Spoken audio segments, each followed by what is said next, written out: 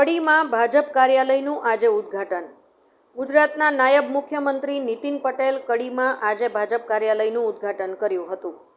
ગુજરાતના નાયબ મુખ્યમંત્રી રહી ચૂકેલા અને 20 વર્ષ મંત્રીમાં ફરજ બજાવી ચૂકેલા નીતિનભાઈ પટેલે ગાંધીનગરથી કડી અપડાઉન જ કર્યું હતું। નીતિન પટેલે એવી સ્પીચ આપી, થોડીવાર માટે સભામાં બેઠેલા અચંબામાં આવી ગયા હતા। એવા મેણાટોણા માર્યા બેઠેલા કાર્યકર્તાઓની આંખો ખુલ્લી રહી ગઈ હતી। સૂત્રોના જણાવ્યા પ્રમાણે કડીના ધારાસભ્ય કરસનભાઈ સોલંકી સામે નીતિનભાઈ પટેલનો ઇશારો હતો। કડીના ધારાસભ્ય કરસનભાઈ સોલંકી ગાંધીનગર રહેવા જવા માટે મજબૂર બન્યા હતા।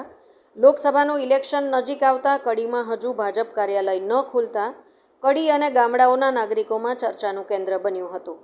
નીતિન કાકાએ કડીના ધારાસભ્યને કરસનભાઈ સોલંકીને કેવી શિખામણ આપી, તો નીતિન કાકા અને કરસનભાઈ સોલંકી કડીના ધારાસભ્ય કડી ભાજપના કાર્યાલયનું ઉદ્ઘાટન કરતી વખતે એકસાથે જોવા મળ્યા।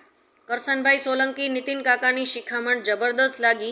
ગુજરાતના મંત્રી રહી ચૂકેલા નીતિનભાઈ પટેલ બહુ સરસ મજાની વાત કરી। હું ધારાસભ્ય હતો કડીનો, હું ગુજરાતનો રાજ્યનો મંત્રી પણ હતો, પણ હું ગાંધીનગરમાં 20 દિવસ પણ નથી રહ્યો। મેં ગાંધીનગર અને કડી અપડાઉન જ કર્યું। મારા ત્યાં કોઈપણ જ્ઞાતિના નાગરિકોને 1 લાખ કપ ચા કરતાં પણ વધુ ચા પીવડાવી છે। મુસલમાનો ભલે ભાજપને વોટ ન આપે, એમને પણ મારે ઘેર ચા પીવડાવી છે। છેલ્લે ગુજરાતના નાયબ મુખ્યમંત્રી નીતિન પટેલે એવું કહ્યું કે કામ કરે એનું નામ કાર્યાલય કહેવાય। 20 વર્ષમાં લાખો કાગળો રજૂઆતમાં મળ્યા છે અને મેં એના જવાબો પણ આપ્યા છે। કાર્યાલય ઉપર પાટિયું લટકાવી દે એવું ન જોઈએ, કાર્યકરોના કામ પણ થવા જોઈએ, પારકી પંચાયત ન થવી જોઈએ। નીતિન પટેલે એવા ઘણા ઉદાહરણો આપ્યા કે લોકોના ભવા ચડી ગયા હતા। સ્પીડ ન્યૂઝ 17 ઇસ્માઇલ ઘાંચી, કડી।